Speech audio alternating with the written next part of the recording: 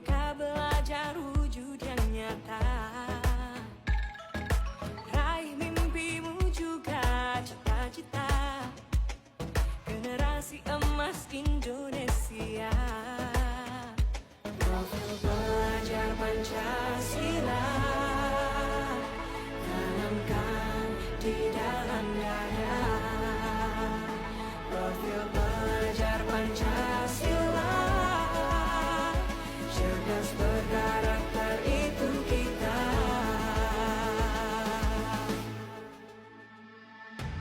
Beriman dan bertakwa pada Tuhan Yang Maha Esa.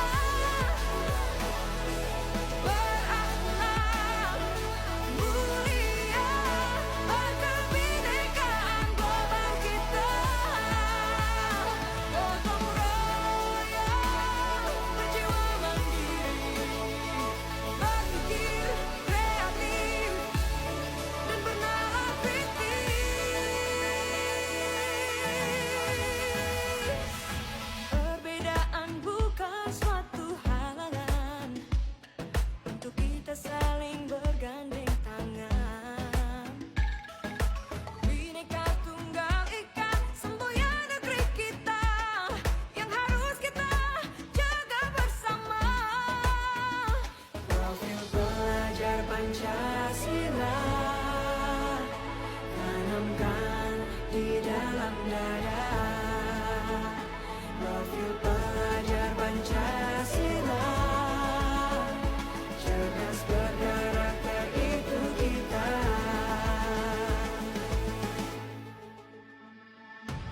Beriman dan bertakwa pada Tuhan Yang Maha Esa. Berakhlak.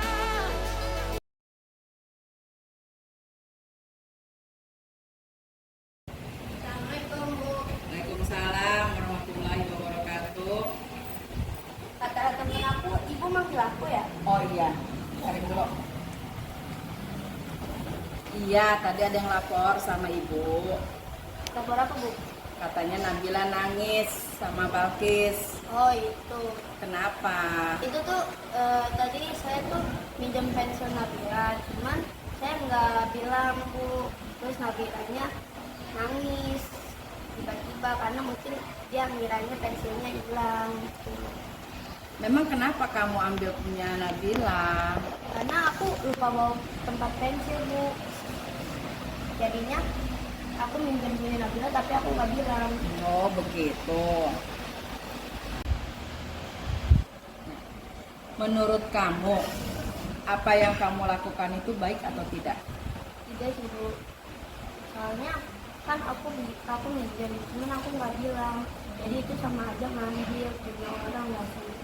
Nah, terus itu sesuai nggak dengan peraturan di kelas atau di sekolah? Enggak sih. Soalnya kalau misalnya minjem barang orang itu kan kita harus izin dulu. Nah, itu kamu tahu. Kenapa kamu melakukannya? Saya lupa Bu. Saya juga nggak tahu kalau itu punya Nabila. Jadi saya main ambil aja. Iya, ibu tahu semua orang tuh pasti melakukan kesalahan, tapi dari kesalahan itu kamu harus bisa mencari solusinya agar kita tidak melakukan kesalahan lagi. Nah, sekarang ibu mau tanya, solusi yang terbaik dari permasalahan ini apa? Kita kalau mau minjem barang orang itu harus bilang dulu. Terus? Kita nggak boleh sama barang orang. Nah, terus bagaimana sikap kamu sama Nabila? Kita harus meminta maaf. Iya, ibu yakin kamu adalah anak yang baik, bisa mempertanggungjawabkan apa yang kamu perbuat. Nah, ibu harap kamu nanti dari sini kamu minta maaf sama Nabila atas kesalahan tadi, ya. Oke? Iya, siap. Kalau begitu, ibu pegang janji kamu. Janji adalah hutang, maka harus Dibayar atau ditepati. Ya, oke. Sekarang cukup. Ibu minta kamu jangan mengulangi. Assalamualaikum warahmatullahi wabarakatuh. Salam guru penggerak. Perkenalkan, saya Mumun Munawwaroh dari SD Nangkel 03 Pagi, DKI Jakarta. Saya calon guru penggerak angkatan 9. Mari guru-guru Indonesia, guru-guru yang hebat, mari kita gerakan seluruh Indonesia menjadi negara yang lebih maju dan memiliki siswa-siswa yang lebih kreatif, lebih mandiri, dan dapat berkolaborasi dengan teman-temannya. Kita sebagai guru penggerak, kita pun harus dapat menggerakkan seluruh teman-teman kita, rekan-rekan kita untuk menggerakkan sekolah kita agar terus maju menjadi sekolah yang diidam-idamkan oleh seluruh orang tua murid.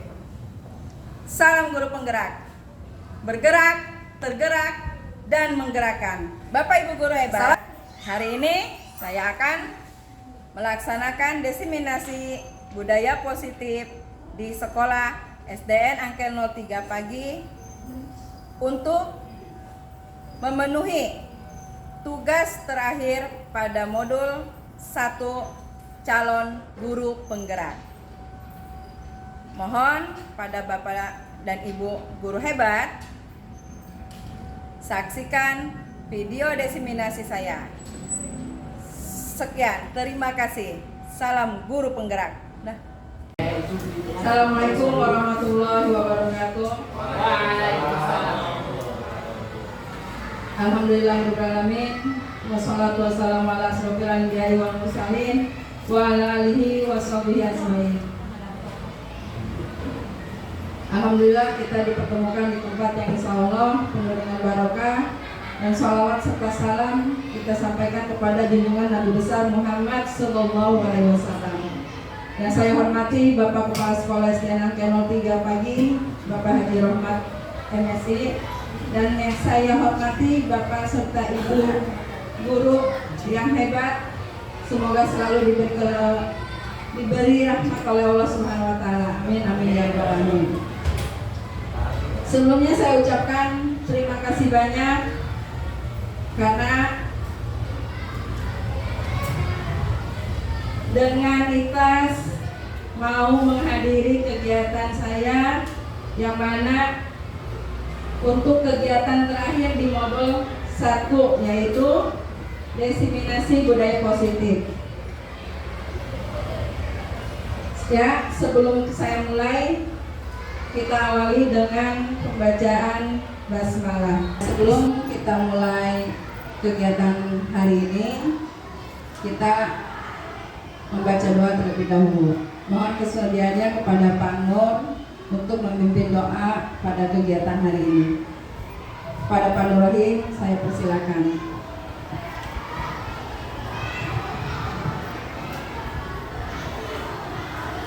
Terima kasih Bu Rahman. Assalamualaikum warahmatullahi wabarakatuh. Selamat pagi serta salam sejahtera untuk kita semua. Bapak Ibu sekalian, saya mohon izin untuk memimpin pembacaan doa menurut agama Islam, dan bagi yang beragama di luar agama Islam dipersilakan untuk berdoa menurut agama dan keyakinan masing-masing. Dan untuk yang beragama Islam, mari kita sama-sama mengangkat tangan, bersama-sama berdoa memohon kepada Allah Subhanahu Wa Taala. Allahumma shalli wa sallim ala sayyidina Muhammadin wa syafi'ina wa karimina wa nabiyina wa maulana Muhammad. Alhamdulillahirabbil alamin. Hamdan syakirin, hamdan na'imin, hamdan yu'ti ni'ama wa yukafi'u mazidah. Ya Rabbana lakal hamdu wa lakal syukru kama yanbaghi liwajhikal karim wa wajhika as-sultan. Allahumma shalli ala sayyidina Muhammad wa ala ali sayyidina Muhammad. Salatan bina bihamdil afdal al-hafal wa taqdirna ya Allah jami'al hajat wa tadahuna biha min jami'is sayiat wa tarqawna biha ila a'la darajat wa tuballighuna biha aqsal ghayat min jami'il khairati fil hayati wa ba'da al-maut. Rabbana zalamna anfusana wa illam taghfir lana wa tarhamna lanakunanna minal khasirin. Rabbana la tuzigh qulubana ba'da idh hadaytana wa hab lana min ladunka rahmatan innaka antal wahhab. Rabbana ya Allah atina fid dunya hasanah wa fil akhirati hasanah wa qina adzabannar. Walhamdulillahirabbil alamin. Terima kasih. Wassalamualaikum warahmatullahi wabarakatuh. Assalamualaikum warahmatullahi wabarakatuh. Terima kasih Pak Nur. Ya Bapak Ibu, sebelum kita sebelum dimulai paparannya, kita sama-sama menyanyikan lagu Indonesia Raya. Mohon Bapak dan Ibu untuk berdiri sejenak. Ya, siap. Mohon daerah untuk berdiri ya. Indonesia tanah airku, Tanah tumpah darahku, di sanalah aku berdiri dari pandu ibuku.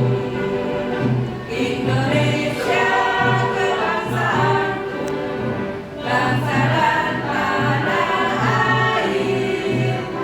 Marilah kita bersatu, Indonesia bersatu. Hiduplah tanahku, hiduplah negeriku, bangsaku, rakyatku semua.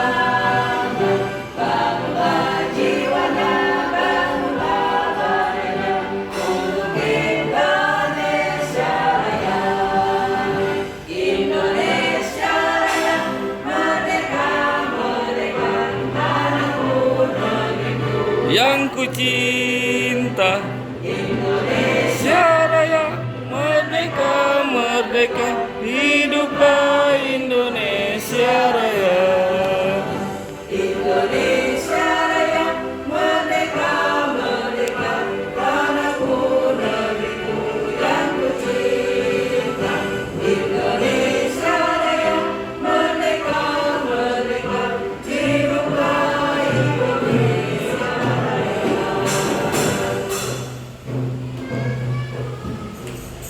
Pengajar praktik. Nah, di sini saya bukan merasa paling bisa, bukan merasa paling pintar. Saya hanya ingin sharing dengan teman-teman, hanya menyampaikan apa yang sudah saya ketahui, menyebarkan pemahaman dan penerapan pengalaman budaya positif. Konsep dari inti budaya positif yaitu disiplin positif, perubahan paradigma belajar, nilai-nilai kebajikan, kebutuhan dasar manusia, motivasi perilaku manusia, posisi kontrol guru, keyakinan kelas, dan segitiga restitusi. Ini yang saya pelajari di modul 1. Pembelajaran dengan paradigma baru itu mencakup dari profil belajar Pancasila, yaitu pembelajaran dengan paradigma baru merupakan pembelajaran yang dirancang berdasarkan prinsip pembelajaran berdiferensiasi sehingga para peserta didik belajar sesuai kebutuhannya berdasarkan tahap perkembangan sesuai teori psikologi modern untuk mewujudkan profil pelajar Pancasila. Yang kita ketahui profil pelajar Pancasila itu diantaranya berkebinekaan global, gotong royong, mandiri, kreatif, bernalar kritis, dan yang paling utama adalah beriman bertakwa kepada Tuhan Yang Maha Esa. Nah, dari situ kita menuju kepada miskonsepsi tentang teori kontrol, yaitu ilusi guru mengontrol murid, ilusi bahwa semua penguatan positif efektif dan bermanfaat, ilusi bahwa kritik dan membuat rasa bersalah mampu menguatkan karakter. Dan yang terakhir, ilusi bahwa orang dewasa berhak memaksa.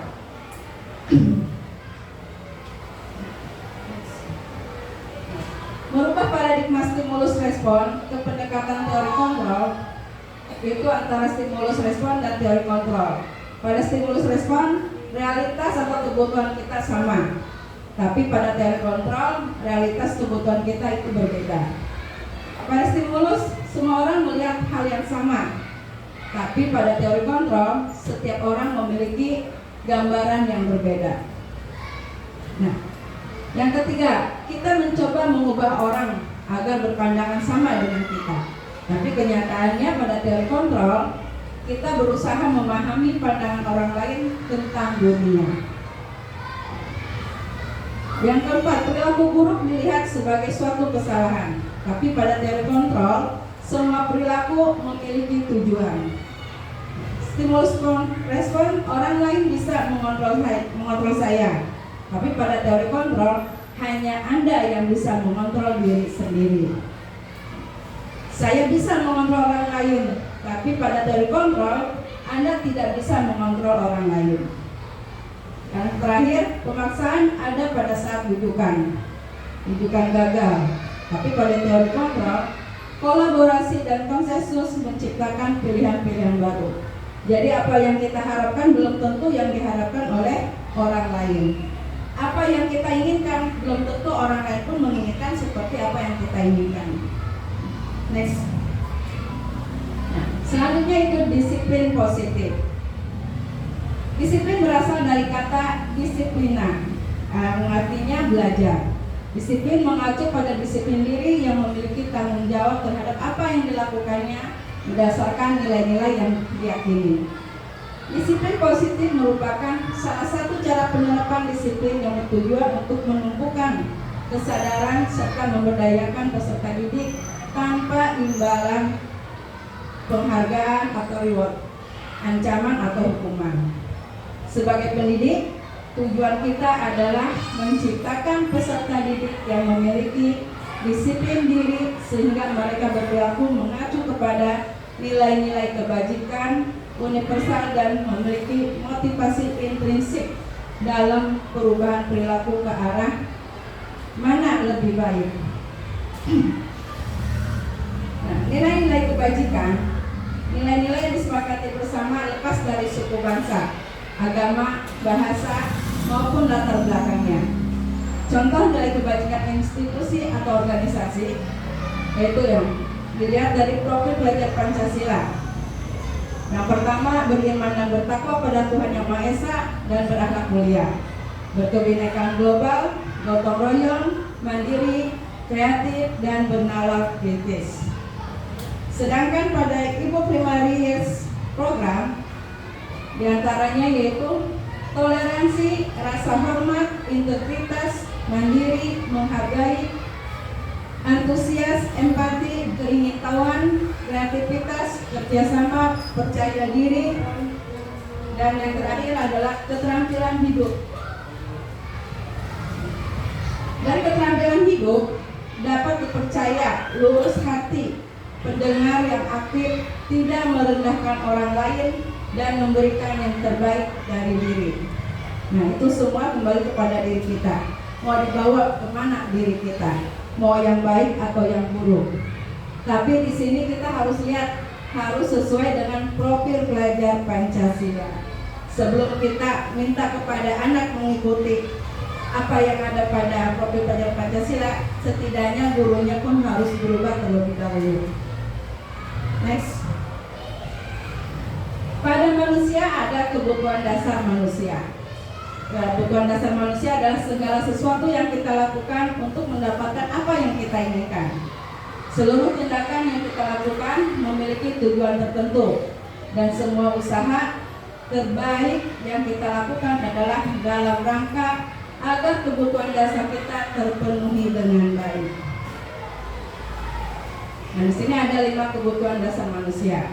Yang pertama adalah penguasaan. Di antaranya harga diri, keinginan untuk dianggap, memimpin, dan berprestasi. Yang kedua, kebebasan. Kebebasan ingin mandiri, ingin memiliki pilihan, mencoba hal baru, mampu mengendalikan. Yang ketiga, bertahan hidup. Di antaranya makanan, pakaian, tempat tinggal, keamanan, dan kesehatan. Selanjutnya, kasih sayang dan rasa ingin diterima. Rasa diterima, dipedulikan, berbagi, bekerja sama, menjadi bagian. Dan selanjutnya, kesenangan, bermain, humor, antusiasme, dan tertawa. Ini adalah kebutuhan kita dalam sehari-hari, dalam menjalani hidup. Kita ingin dipedulikan, kita ingin diterima, kita ingin dihargai. Itu pasti ada pada diri kita semua. Selanjutnya motivasi perilaku manusia. Di sini terbagi menjadi dua, yaitu motivasi intrinsik dan motivasi intrinsik. Motivasi intrinsik itu ada terbagi dua juga, yaitu untuk menghindari ketidaknyamanan dan hukuman. Yang kedua, untuk mendapatkan imbalan atau penghargaan dari orang lain. Pasti dalam diri kita selalu mengharap apa? Mengharap penghargaan dari orang lain atas apa yang kita lakukan. Yang selanjutnya adalah motivasi intrinsik. Motivasi intrinsik untuk menjadi orang yang mereka inginkan dan menghargai diri sendiri dengan nilai-nilai yang mereka percaya. Nah, sini ya, ada hukuman, konsekuensi, restitusi. Hukuman itu tidak terencana atau tiba-tiba. Yang kedua, murid tidak tahu apa yang akan terjadi atau tidak dilibatkan. Yang ketiga, bersifat satu arah. Yang keempat, berupa hukuman fisik atau psikis. Ini biasa kita lakukan tanpa kita sadari. Kadang ketika anak berbuat salah, kita tiba-tiba memberi hukuman. Yang kedua, itu ada konsekuensi. Konsekuensi di sini ada terencana atau disepakati sesuai peraturan. Murid tetap dibuat tidak nyaman. Sikap guru selalu memonitor murid. Yang ketiga, restitusi. Proses menciptakan kondisi bagi murid untuk memperbaiki kesalahan. Yang kedua, proses kolaboratif yang mengajarkan murid untuk mencari solusi sendiri.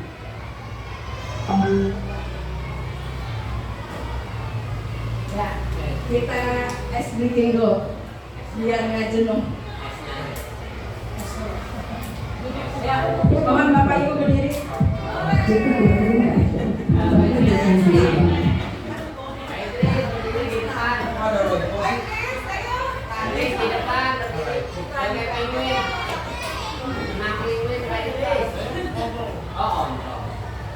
Ayo pencet lagi. Iya.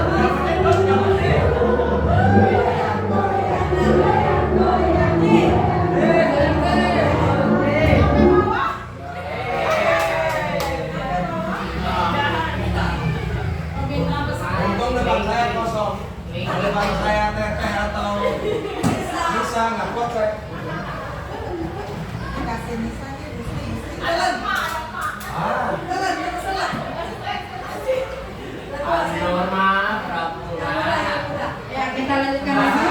Kita kembali ke laptop. Sekarang kita akan membahas tentang 5 posisi kontrol guru. Di manakah posisi kita? Di sini ada penghukum, ada pembuat merasa bersalah, ada teman, ada pemantau, dan ada manajer. Nah, coba saya mau tanya. Coba di antara Bapak Ibu, di manakah posisi Bapak dan Ibu sebagai guru? Di kantor ya. Kemungkinan juga semuanya ada.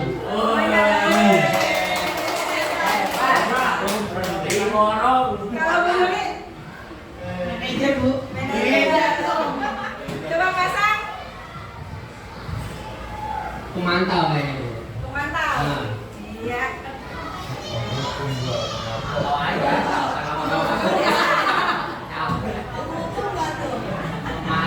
Ayo, Bella coba.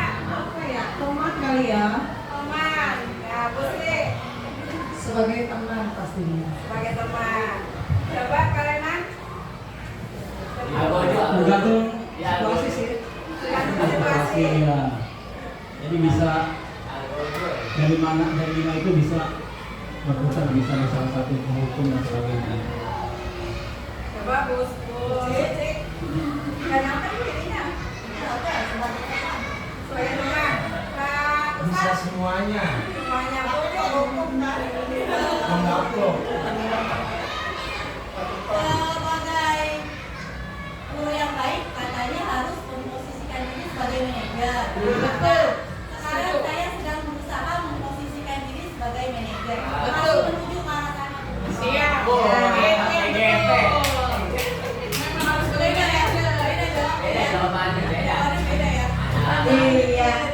Dari kelima ini pasti kita merasakan pernah jadi penghukum, pernah jadi pembuat merasa bersalah, pernah jadi teman, pernah jadi pemantau dan juga manajer. Next slide. Nah, di sini ada contoh penerapan 5 posisi kontrol. Ada kasus siswa tidak memakai atribut lengkap saat upacara bendera. Sebagai penghukum, hormat pada bendera selama 1 jam. Itu hukumannya. Ya kan? Kadang kita kan suka lupa kan. Ayo, yang atributnya nggak lengkap, maju. Nah, ke depan. Suruh ngambilin sampah, dihitung harus 50 lembar atau 50 sampah. Nah, di sini contohnya hormat pada bendera selama 1 jam. Itu bila kita sebagai penghukum. Tapi bila pembuat merasa bersalah, berapa kali bapak atau ibu harus memberitahu kamu? Kamu selalu saja meninggalkan bapak dan ibu, ya kan? Jadi kita melakukan kesalahan. Next. Yang ketiga itu sebagai teman. Bahasanya itu, ayo dong ikuti aturan sekolah, tolong bantu bapak ibu ya. Baiklah, kali ini tidak apa-apa, lain kali jangan sampai berbuat seperti ini ya.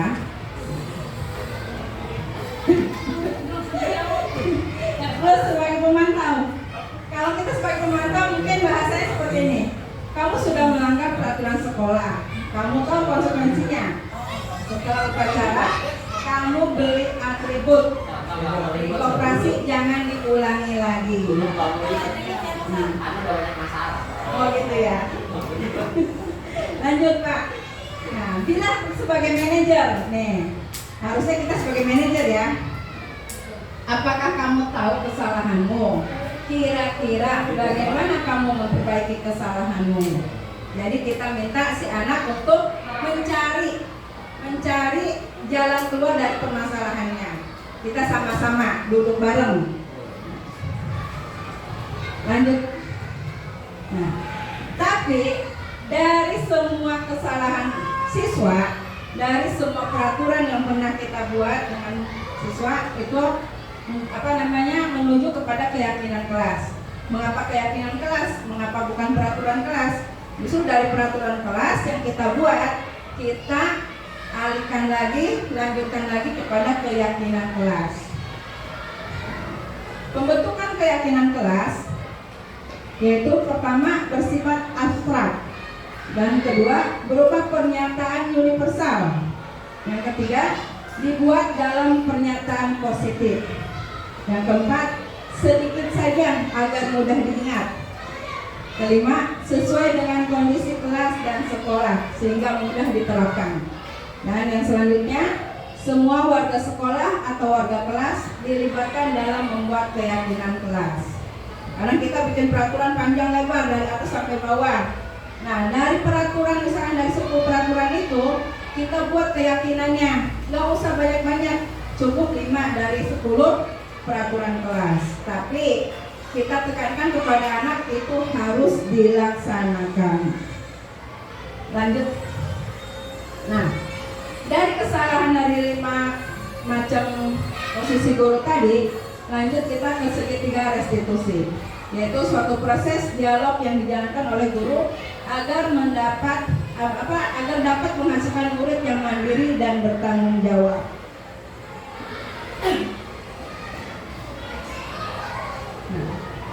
Di antaranya itu menstabilkan identitas. Berdasarkan prinsip membuat kesalahan adalah bagian dari proses pembelajaran. Jadi nggak mungkin kita ujuk-ujuk langsung bisa, langsung pinter. Pasti ada kesalahannya, pasti ada prosesnya. Nah, berbuat salah itu wajar. Tidak ada manusia yang sempurna.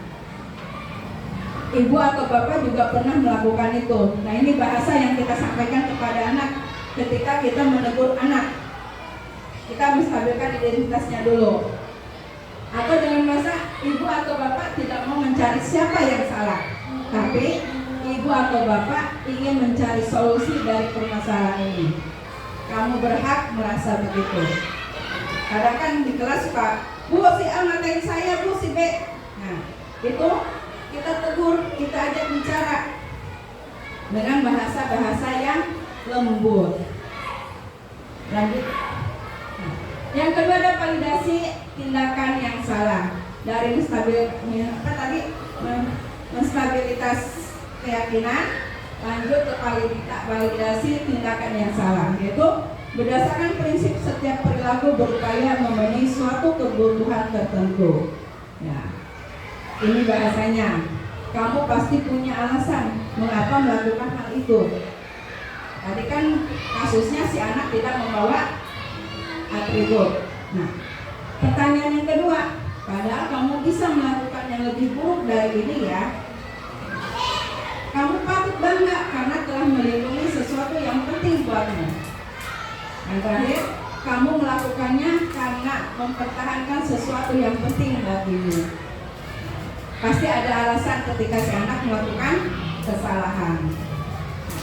Next. Yang terakhir adalah menanyakan keyakinan.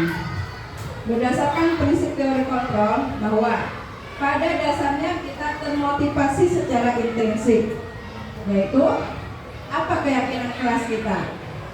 Dari kesalahan yang anak berbuat, pastikan kita sudah memiliki peraturan di kelas atau di sekolah.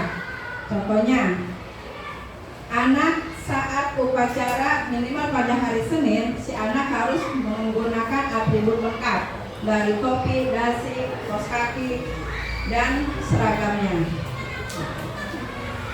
Tapi ketika si anak melakukan kesalahan, maka kita tinggal mengajak mereka tahu, si siswa itu bicara apa keyakinan kelas di sekolah kita, apa peraturan di sekolah kita, yaitu harus disiplin menggunakan seragam sekolah lengkap. Nah, yang kedua, nilai-nilai apa yang telah disepakati bersama, yaitu nilai disiplin. Seperti apa gambaran sebuah kelas yang ideal menurut kamu? Kita minta anak untuk menurutnya sekolah yang bagaimana sih, yang hal yang baik itu. Kamu ingin menjadi orang yang seperti apa? Bila si anak terus menerus tidak disiplin, kedepannya dia mau jadi anak seperti apa? Kita tanyakan kepada anak tersebut agar dia merefleksi dirinya. Apa yang akan diperbuat ke depannya?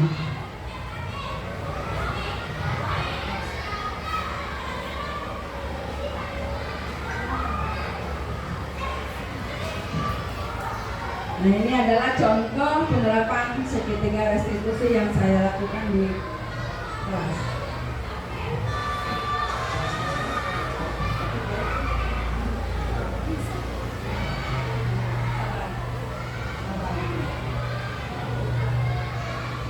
Koneksinya aja mati itu, koneksinya mati itu habis sekolah. Ngeditnya repot nih.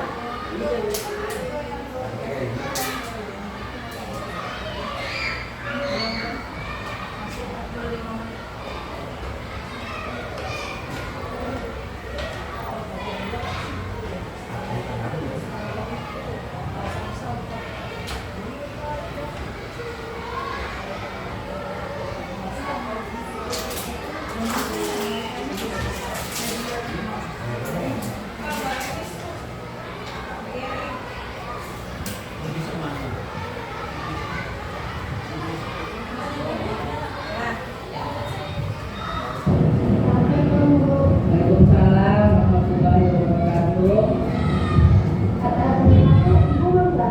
Oh iya, iya tadi ada yang laporan sama ibu.